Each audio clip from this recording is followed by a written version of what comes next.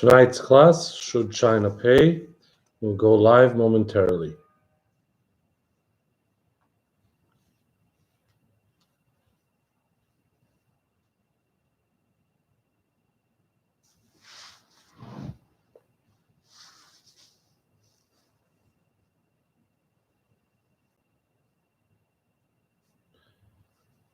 Welcome back. Tonight we discuss, should China pay? Would the Torah hold China liable? And that's because there's been more and more talk about negligence or mishandling by the Chinese that may have caused the virus to get worse, to spread, or perhaps even have caused this to get out to begin with. These possibilities or allegations generally divide into two. There's talk about misinformation or hiding information early on, which caused the virus to spread and may have hurt preparedness on the part of other countries to prevent and be ready for this. Another theory, which is now being investigated, is that the virus escaped from a lab where it was being studied or researched. There's even some speculation, we can call it maybe fringe speculation, that such a virus was developed as a bioweapon or it was even unleashed in such a way. But there doesn't seem to be any serious discussion of that or any serious investigation by anybody reliable. So we'll leave all of that out for now. So our question is, if any of these allegations are confirmed, would the Torah hold China liable? Would they have to pay damages? So if it does turn out that this virus was being researched and examined in a lab and negligence or lax security let it out from there, would China be liable for all the damage? Or if it does turn out that the virus began naturally, but misconduct on behalf of the Chinese caused it to spread so far, would they be liable? And that would divide into two types of liability.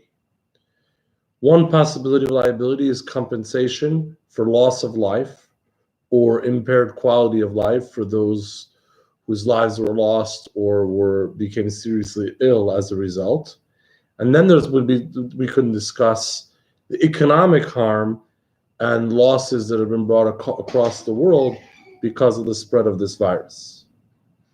Now, one can argue that loss of life or loss of quality of life are not monetary. There is no price for a life, and how much do you pay? How much would one pay for causing loss of life? But not only is it accepted in today's courts that there is compensation and a number is put to try to help the family and compensate the family in an incident of wrongful loss of life, and certainly in loss of quality of life and illness, but actually that's within the Torah itself. And this is the famous line where the Torah says, an eye for an eye, and a wound for a wound, etc., etc. Perhaps one of the most mistranslated and misunderstood verses of the Torah, because no, this does not mean that one who wounds someone else's eye or tooth or etc., the examples given, would actually have to have the same done to him, but that means to compensate for it and to pay a financial value to make good as much as possible the damage. So the Torah does assess a price and does insist on financial compensation in case of loss of limb, in case of causing an illness, and even in case of loss of life. Under certain circumstances, the Torah would require financial compensation. So that does exist. So we would have to discuss, if we want to talk about culpability for the virus or for its spread that came about as a result. So let's go step by step. We'll start from the most likely liable scenario, the scenario where it would be easiest to say that there's an actual liability that can be put at the feet of the Chinese in this case. And that would be a scenario where it actually leaked from a lab, so there's misconduct at the beginning of this. And regarding compensation for actual loss of life and loss of limb, loss of quality of life, as opposed to the indirect economic harm. That's the most direct possibility of liability. An actual mishandling caused it, and that directly caused harm by infecting other people. This would be similar to any case where something which was done legitimately got out of control and caused harm. The Torah discusses this in the example of a fire. If somebody was operating a controlled burn in their own property and that spread beyond their property, they would be liable for the damages. So if somebody was researching a virus in a lab and it got out of the lab, the management and the government behind that lab would be responsible for what that causes. So in this most direct case, where we would hypothesize that the virus did indeed escape from a lab, in other words, if it would be proven that it did get out of such an environment because of wrongful conduct, because of mismanagement, and we would be discussing the loss of life that came as a result, it would seem that there is liability and we could actually insist on financial compensation. The problem, however, is that it's an accident. Can somebody be held liable for an accident? Can we charge someone? Can we insist on compensation for the damage brought about by an accident with no negative intent? And the answer is absolutely yes.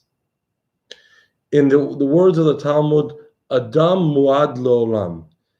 Muad lo'olam means a human is always muad, a human is always considered having a possibility to cause damage.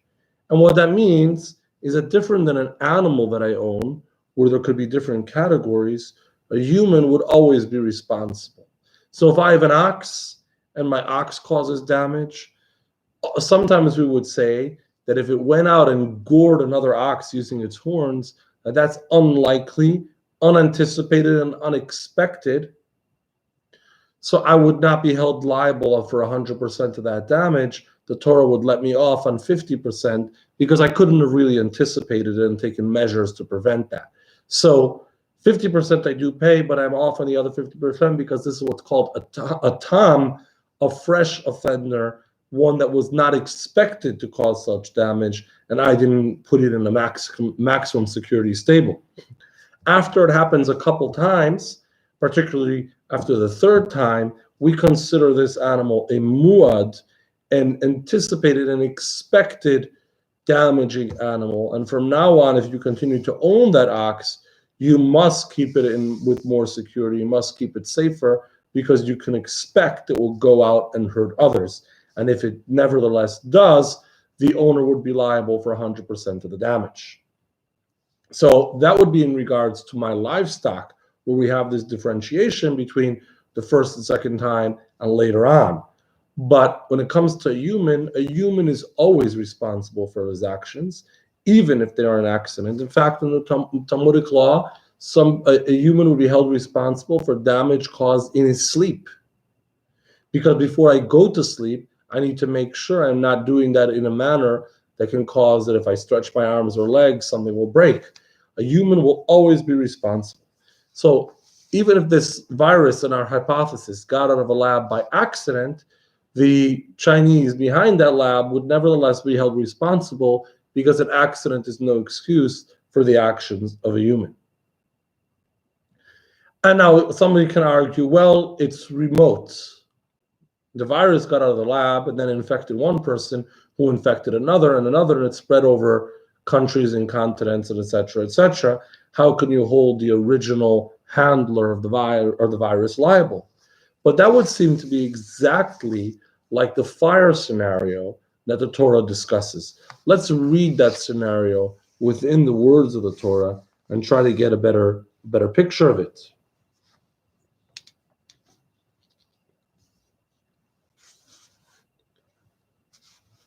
If a fire goes out of control, so it started as it should have, it started in control, but it got out of control, and catches on thorns, then consumes bound or standing grain or a field, full restitution must be made by the one who started the fire.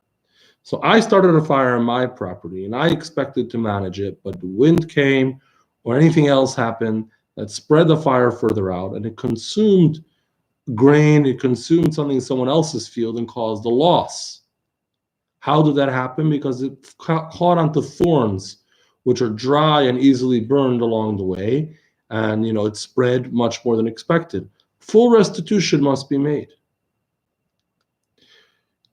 To me, this seems to be exactly the same as the virus. A virus is in a lab, meant to stay in the lab, but somehow or another it gets out. It's unexpected, but it happened. We're liable for that accident.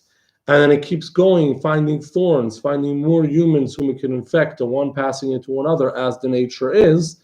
That would continue to be the responsibility of the one who lit the fire, the one who originally handled the virus. Now, let's keep in mind that we're not offering any final conclusions here. This is theory.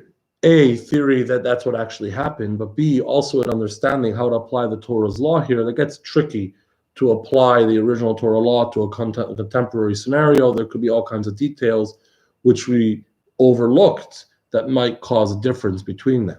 But based on what we can see so far, it would seem that if the virus indeed escaped from a lab and spread from there, the Chinese would be liable for the loss of life and loss of quality of life that brings about.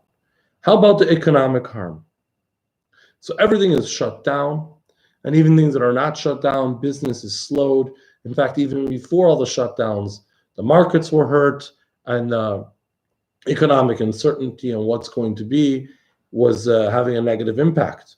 So can the original source of the virus, in this case, if it was coming from a lab, can the original source of the accident be held liable for that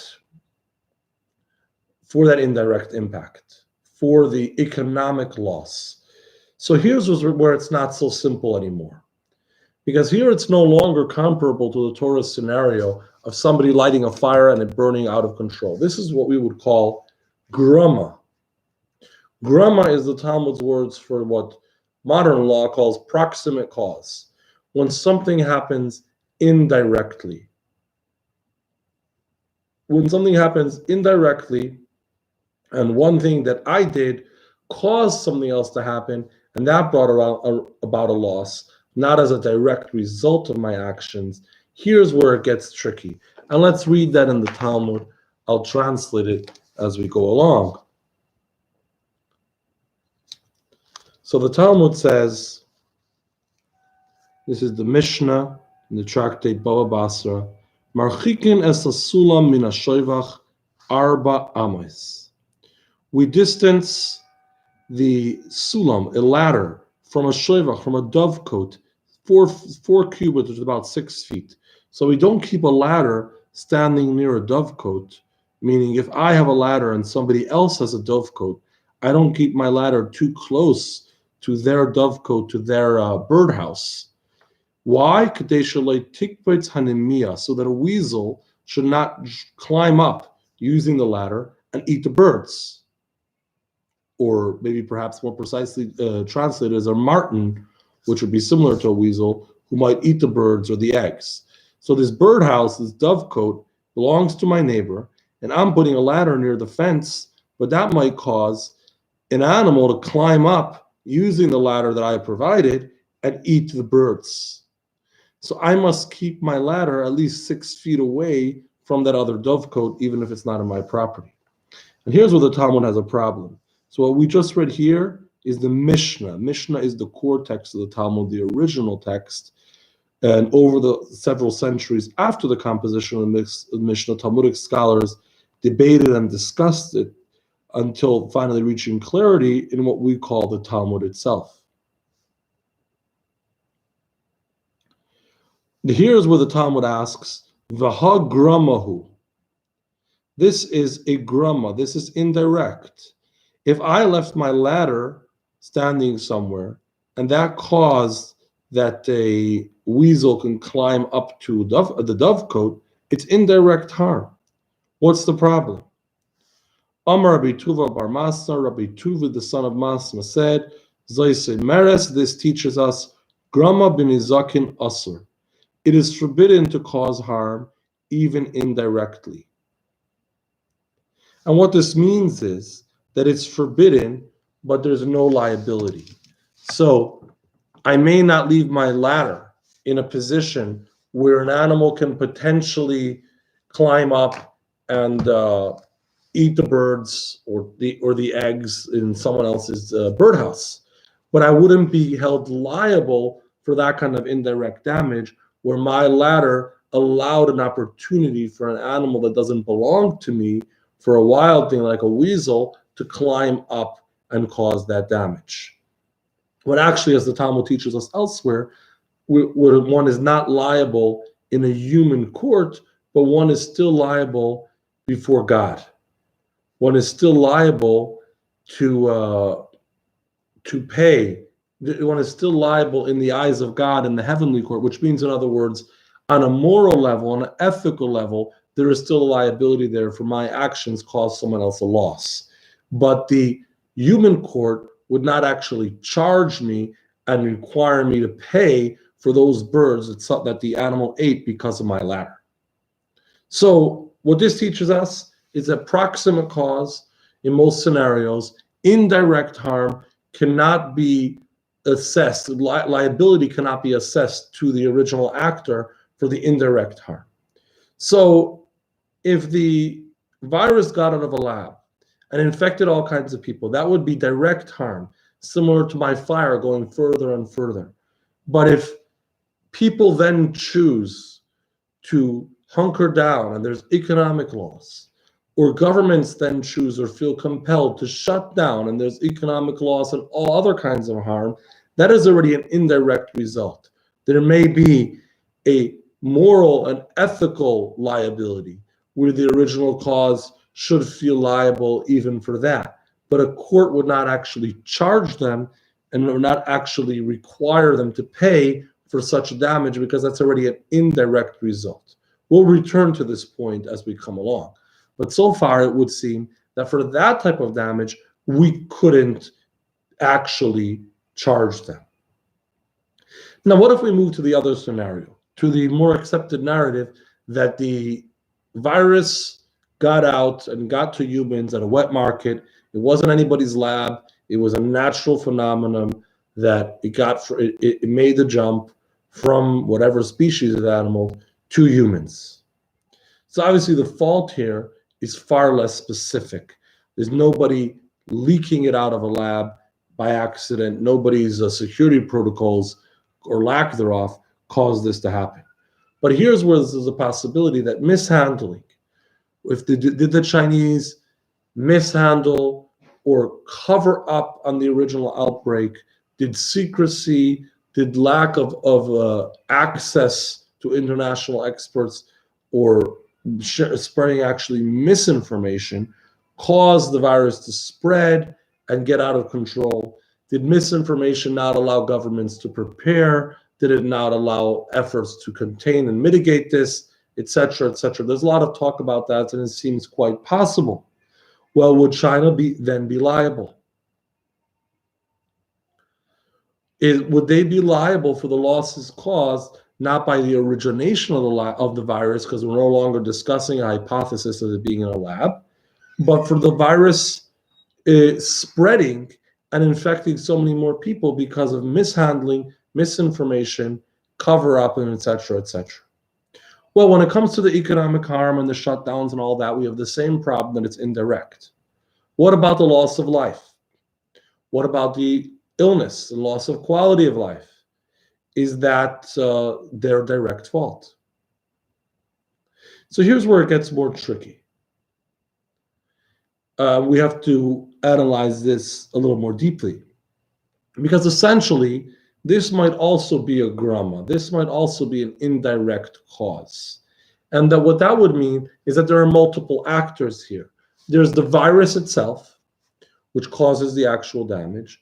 But in this scenario, if it got out of the wet market, the Chinese aren't actually behind the virus.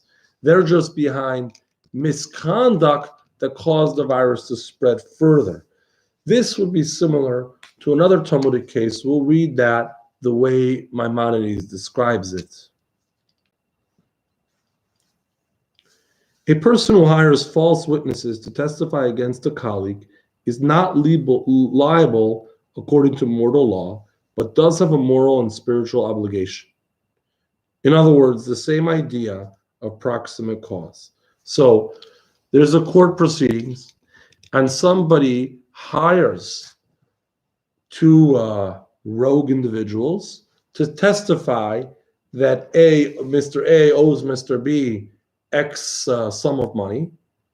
The court finds him liable, and Mr. A is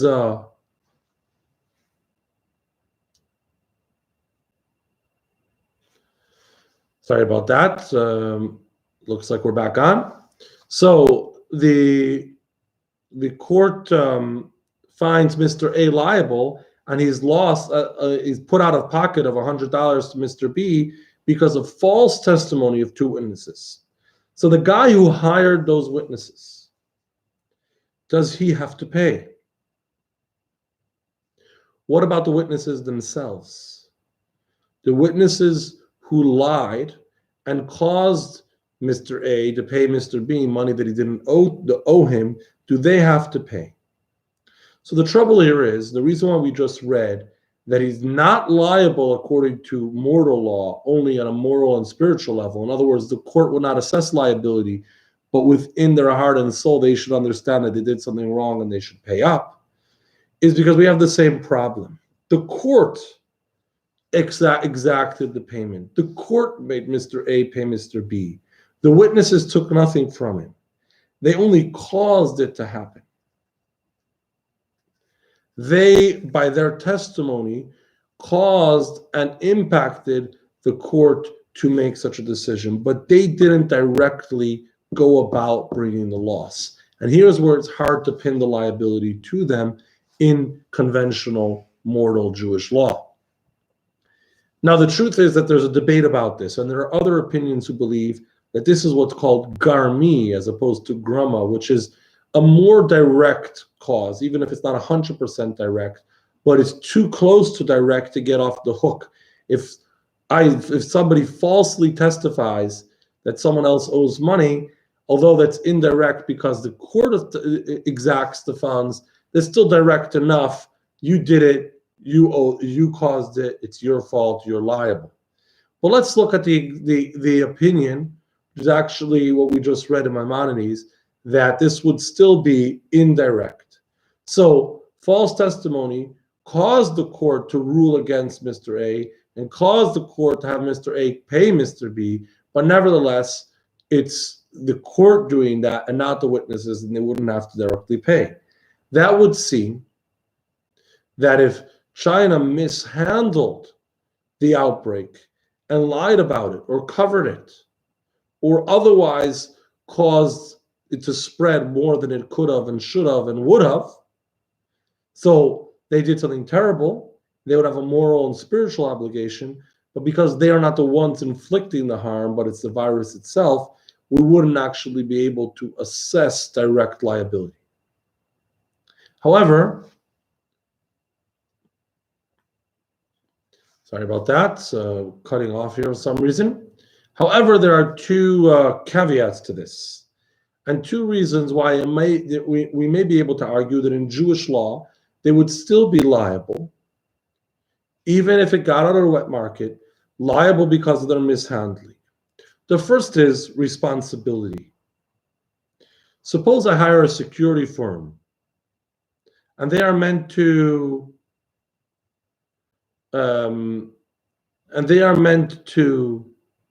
provide security and watch over my business or whatever it is. And there's a burglary and there's a break in the middle of the night, and we lose tremendous property and tremendous money and etc. Can the security guard or security firm say, well, we didn't do it, the thief did it, the one breaking in robbed you, we just didn't prevent them from getting in, it's indirect? Obviously that doesn't work. If you are the hired security, it's your responsibility to prevent that from happening. That's what you're getting paid for. So here, Jewish law would not say that it's indirect, it's proximate, it's grama, and the thief, the criminal, is the one actually causing the loss. Go after him, and the security firm is off the hook. Actually, the security firm would be responsible because that was their responsibility all along.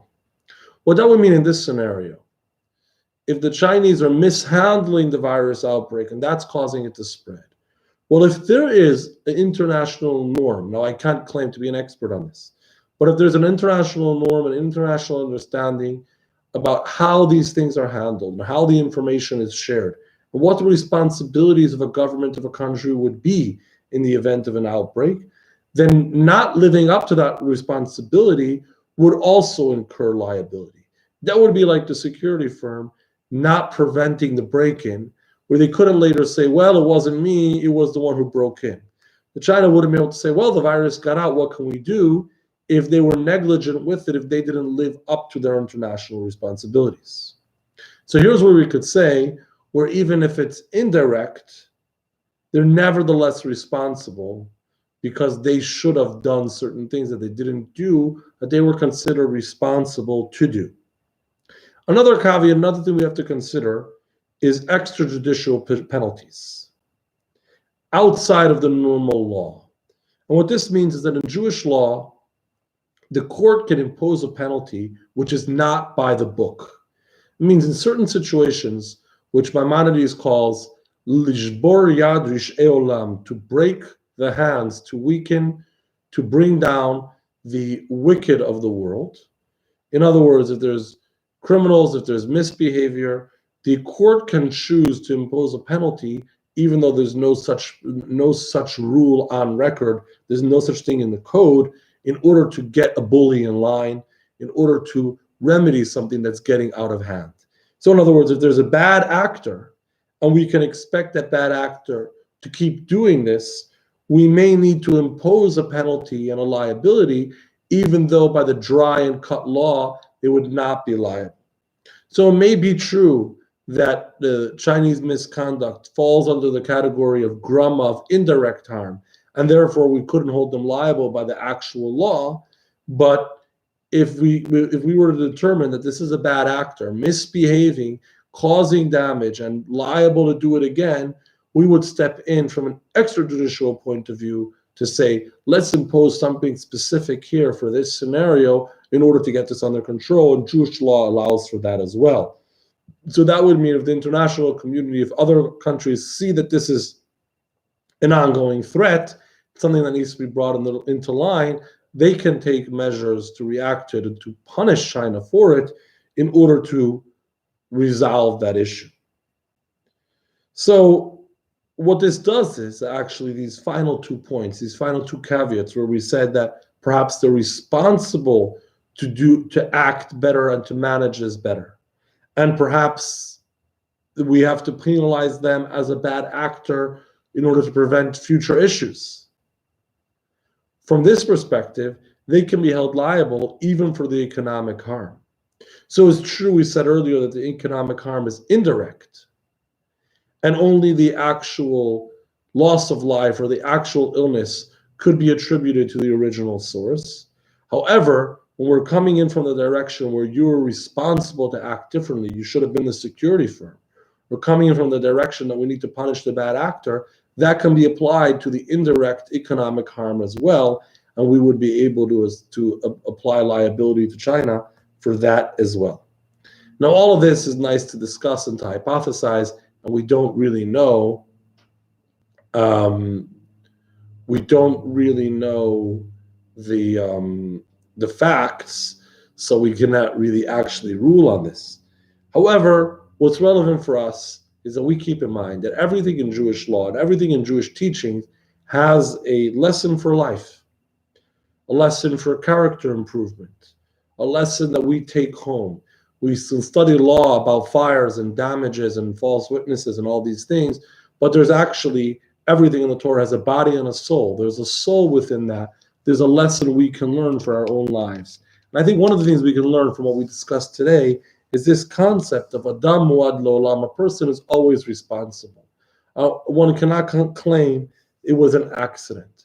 We are humans. We have the intelligence to be held responsible, even for an accident. We always can come up with an excuse.